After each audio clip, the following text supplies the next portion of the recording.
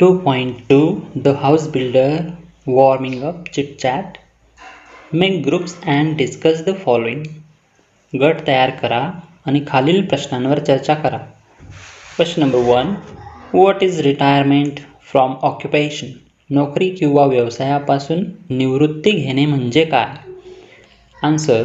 When a person stops doing work in his occupation which he had been doing from many years at certain age is called retirement from occupation. जेव्हा एखादी व्यक्ती अनेक वर्षांपासून त्याच व्यवसायात काम करत असेल व विशिष्ट वयानंतर ते काम करणे बंद करतो त्याला व्यावसायिक निवृत्ती असे म्हणतात. 2.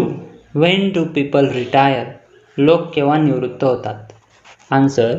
People in government service retire at the age of 58 or 60 as per post.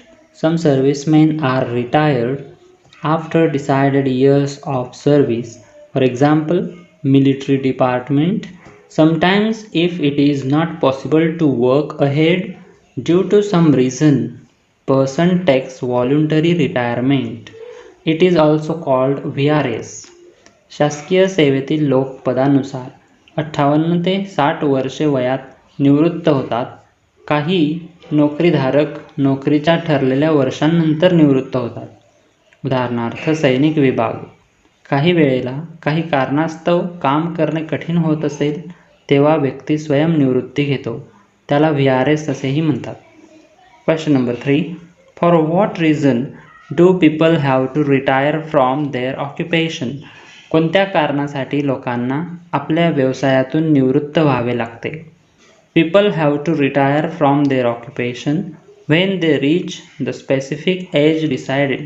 Sometimes, due to some illness or inability, they retire from their occupation. जेव्हा ठरलेल्या विशिष्ट वयापर्यंत लोक पोचतात तेव्हा त्यांना निवृत्ती घ्यावी लागते. काही वेळा लोक आजारी पडतात किंवा काम करण्यास असमर्थ असतात तेव्हा ते आपल्याला व्यवसायातून निवृत्त होताना दिसतात. 4. How do people spend their time after retirement? निवृत्त झाल्यानंतर लोक त्यांचा वेळ कसा घालवतात? Some people get busy in hobby, some spend time in social service, exercise, walking, running etcetera, और some run shop after retirement. काही लोक निवृत्त झाल्यानंतर छंदात मग्न होतात, काही समाजकार्य करतात, व्यायाम, फिरणे यात वेळ घालवतात किंवा एखादं दुकान चालवतात. Question number 1. Discuss and match the professionals involved in construction with the work.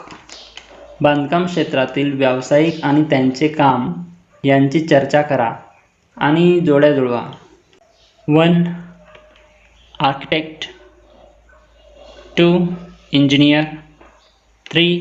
Building contractor. 4. Carpenter. 5. Mason. 6. Tiler. 7. Interior decorator. आता कोण काय काम करतं ते आपण त्यांच्यात जोड्या जुळवून घेऊ. Architect. D.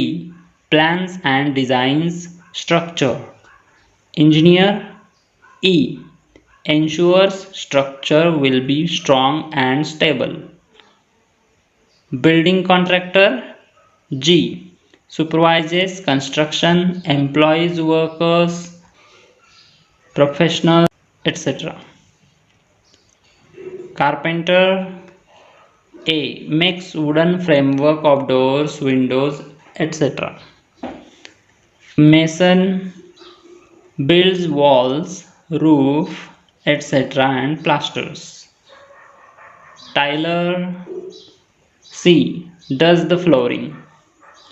Interior decorator. B. Beautifies the inside of a home. Question number 2.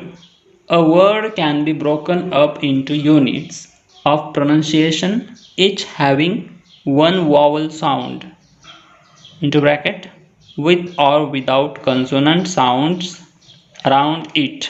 शब्दांच्या उच्चाराच्या एककामध्ये प्रत्येकी एक स्वर ध्वनी येईल अशा भागांमध्ये शब्दांचे तुकडे पाडता येऊ शकतात, त्यांच्या अवतीभोवतीच्या व्यंजनासह किंवा व्यंजनाशिवाय.